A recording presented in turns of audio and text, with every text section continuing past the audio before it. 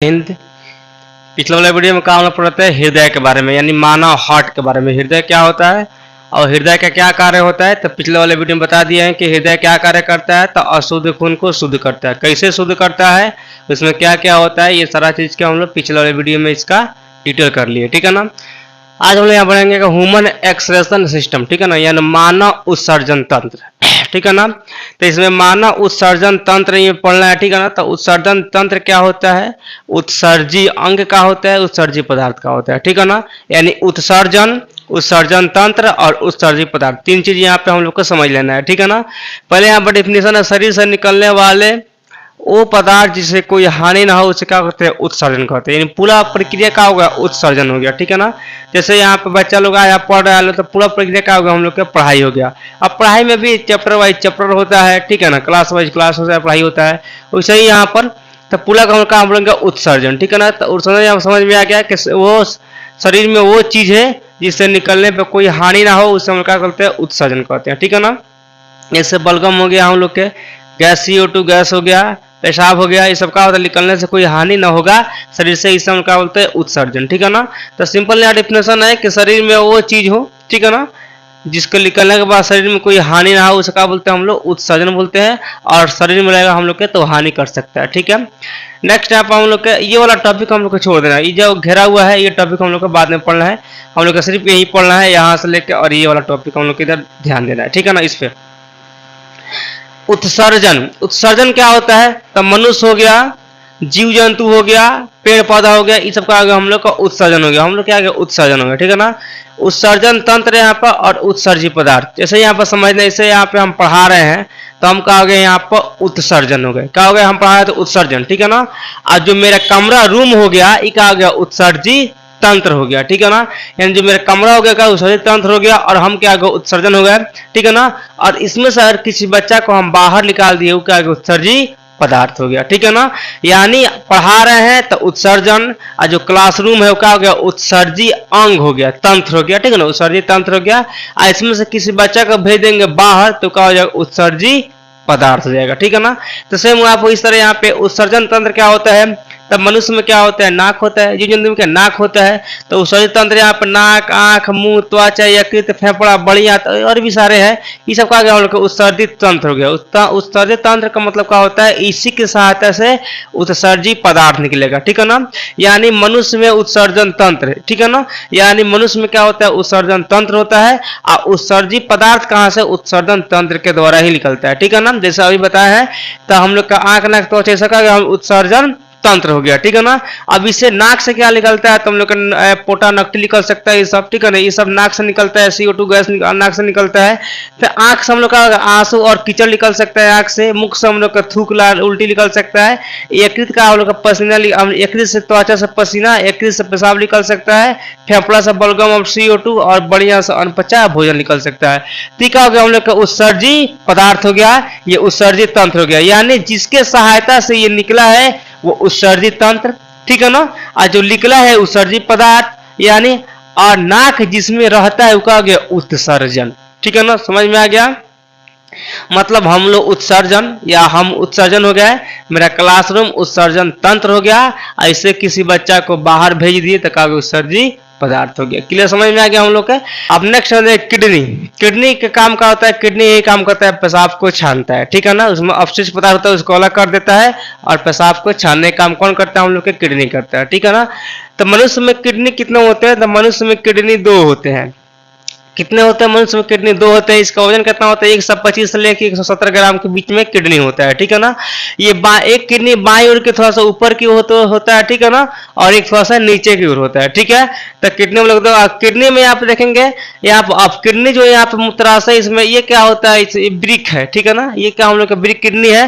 Kidney में क्या होता है, नेफ्रॉन होते हैं, लगभग 10 लाख नेफ्रॉन होते हैं। इसका कार्य क्या होता है, पेशाब को छानना। याद रखना कि ब्रिक के अंदर लगभग 10 लाख नेफ्रॉन होते हैं जो कि क्या करते हैं, पेशाब को छानते हैं। नेफ्रॉन क्या चीज से बना होता है, तो नेफ्रॉन क्या होता है, ठीक है ना।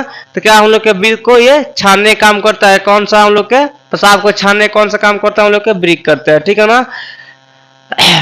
समझ में आ गया यहाँ पे।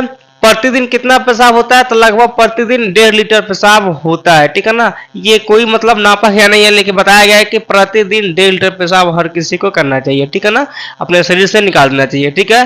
क्लियर यहाँ पे।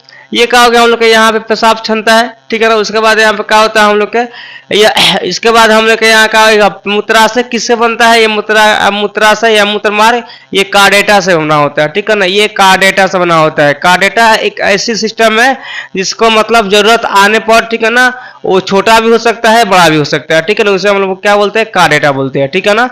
क्योंकि हम लोग का ये मूत्राशय किससे, हम लोग के कार्डेटा से बना होता है। क्लियर यहाँ पे।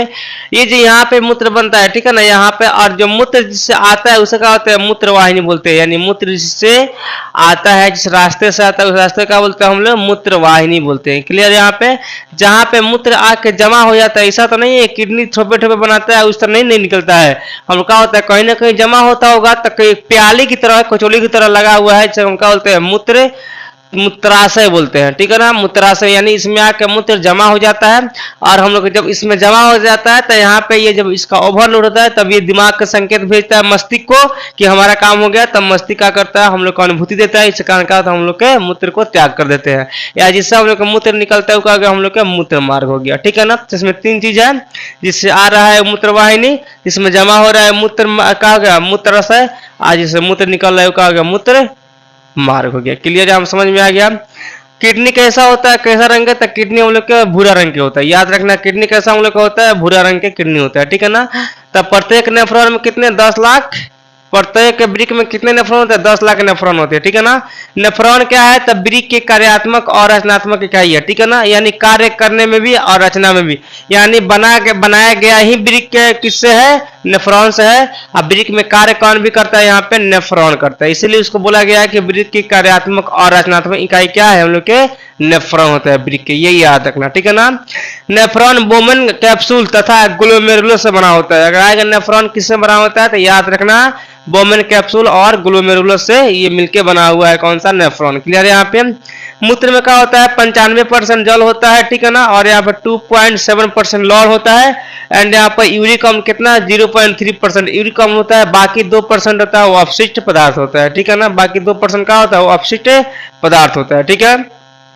पेशाब क्यों है हम लोग का पीला होता है, तो पेशाब पीला होता है क्यों, हम लोग के यूरोक्रोम के कारण। याद रखना, एग्जाम में आता है कि पेशाब पीला किसके कारण होता है, तो यूरोक्रोम के कारण, जो कि एक वर्णक है, ठीक है ना। तब पेशाब में एक वर्णक पाया जाता है यूरोक्रोम, जिसके कारण क्या होता है, पेशाब हम लोग के पीला हो जाता है। क्लियर है यहाँ पे। वृक्क में जो पथरी होता है, लोग बोलता है कि किडनी में पथरी हो गया है, तो किडनी के पथरिया क्या बोलते हैं उसको, किससे होता है, उसे हम बोलते हैं कैल्शियम ऑक्सलेट। यानी वृक्क के अंदर जो भी हम पथरी होता है, पत्थर होता है, उसे बोलते हैं कैल्शियम ऑक्सलेट बोलते हैं, ठीक है ना। वो क्यों होता है, क्योंकि कभी कभी क्या करता है लोग कि चावल वगैरह होता है, बिना फटके वगैरह खा लेते हैं, उसमें के मतलब कि आंकड़ वगैरह रहता है, वही जमा होते होता क्या होता है, बड़ा पत्थर का रूप ले लेता है, ठीक है ना। तो इसका हम लोग का इलाज भी हो सकता है, इसका इलाज भी है, ठीक है ना।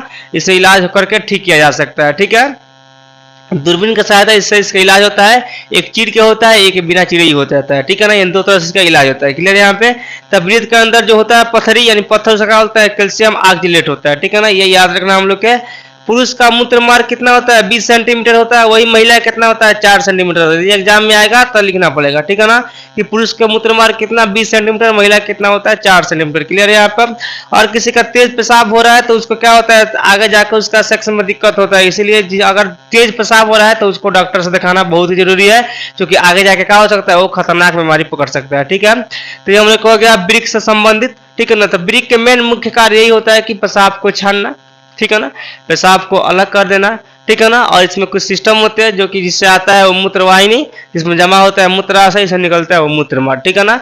प्रतिदिन पेशाब कितना, 1.5 लीटर लगभग शरीर से निकाल देना चाहिए, ठीक है ना, पेशाब, ठीक है ना। नेफ्रॉन क्या होता है, पेशाब को छानता है। यहाँ पे कितना कितना के इसका वजन होता है, तो 125 से लेकर 170 ग्राम तक होता है, ठीक है ना। वृक्क कितने होते हैं, तो 2 वृक्क होते हैं, ठीक है ना। ये कैसा रंग का होता है, तो भूरा रंग के होता है। क्लियर यहाँ पे। अब लास्ट आप देंगे, हम लास्ट टॉपिक यहाँ पे है, जो कि आज ये चैप्टर खत्म हो जाए, कल से होगा हम लोग के अभ्यास प्रश्न, ठीक है। जुगाली करने वाले जंतुओं में पाचन। जुगाली मतलब जो चीज घास खाता है, ठीक है ना, घास खाने वाले जंतुओं में कैसे पोषण होता है ये समझेंगे। जैसे गाय में, भैंस में, बैल में, इस सब में कैसे पोषण होता है इसके बारे में देखेंगे, ठीक है। तो जो लोग यहाँ पर घास वगैरह खाते हैं उसे बोलते हैं जुगाली करने वाला, ठीक है ना। अब नेक्स्ट इसमें हम लोग समझेंगे इसमें क्या क्या समझना है ये हम लोग देखेंगे, ठीक है। तो इसमें पाचन कैसे होता है, तो इसके अंदर हम लोग के 4 को जो अमाशय होते हैं, पेट मतलब 4 पार्ट डिवाइड में होते हैं, चारों का अलग अलग कार्य होता है, ठीक है ना। एक बात याद रखना कि जुगाली करने वाले क्या घास खाते हैं, और घास में क्या होता है सेलुलोज पाया जाता है, ठीक है ना। घास में क्या होता है सेलुलोज होता है, जिसके कारण क्या होता है इंसान उसे नहीं गला सकता है, लेकिन जीव जंतु उसका उस मतलब जंतु लोग क्या कर सकते हैं, गला सकते हैं, यानी जानवर सब गला देंगे उसको, लेकिन इंसान नहीं गला सकता है क्योंकि उसमें सेलुलोज पाया जाता है। क्लियर यहाँ पे। तो फर्स्ट जो हम लोग का होता है इसमें क्या फर्स्ट अमाशय जो होता है जुगाली करने वाले में रुमेन होता है। तो रुमेन का होता है देखना कभी कभी क्या होता है गाय बकरी भैंस अनादुन चर लेता है, मतलब घास अपने अंदर निकल लेता है, ठीक है ना। तो फर्स्ट जो घास निकलता है उसको पचता नहीं है, बल्कि सिर्फ घास खा लेता है, ठीक है ना। खाने के बाद वो कहाँ जाके जमा हो जाता है रुमेन में, यानी फर्स्ट पाचन का हम लोग के रुमेन में हो जाता है, ठीक है ना। और उसके बाद क्या होता है देखना कभी कभी बैल वगैरह या गाय वगैरह बैठती है तो क्या करते हैं उसी चारा को निकाल निकाल चबाती है ना, तो चबाती है, ठीक है ना। तो वो कहते हैं रेटिकुलम में, यानी चबाने के बाद जो भोजन जाता है, ठीक है ना, जानवरों में कहाँ है तो हम लोग के रेटिकुलम के अंदर जाता है। यानी फर्स्ट में कहाँ जमा होता है हम लोग को रुमेन में, सेकंड कहाँ है तो हम लोग का रेटिकुलम में जमा हो जाता है, ठीक है ना। उसके बाद कहा आता है ओमासम। ओमासम का होता है इसमें जल का अवशोषण होता है, मतलब कि जो चबाया हुआ भोजन उसमें जल मिलाने का कार्य किसमें होता है हम लोग का ओमाश्रम में होता है, ठीक है ना। तो ओमाश्रम यही थर्ड हम लोग का पार्ट होता है, ठीक है ना, अमाशय का जो इसमें जमा होता है, इसमें चबाया हुआ भोजन और जल को जमा किया जाता है, ठीक है ना। लास्ट हम लोग में क्या होता है यहाँ के एवमाश्रम। एवमाश्रम का होता है इसमें पूर्ण पाचन होता है, यानी पूरी जो पाचन हम लोग का होता है जानवरों में, ठीक है ना। जुगाली करने वाले में कहाँ हम लोग के एवमाश्रम होता है, इसमें क्या होता है इसका चारा का पूरे पाचन हो जाता है, ठीक है ना।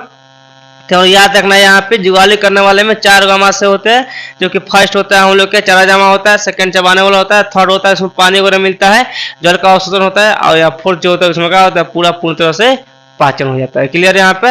और घास में का हम लोग का सेलुलोज पाया जाता है, ठीक है ना, ये याद रखना। तो आज के वीडियो में सिर्फ हम लोग का यही था, ठीक है ना, कि मानव उत्सर्जन तंत्र से रिलेटेड, ठीक है ना। और आज के ये चैप्टर खत्म हो गया, कल से बताया जाएगा अभ्यास प्रश्न, ठीक है ना। किताब के अंदर जो प्रश्न होते हैं वो भी और अभ्यास प्रश्न होते हैं वो भी कल की वीडियो में बताया जाएगा। आज के लिए कल जय हिंद।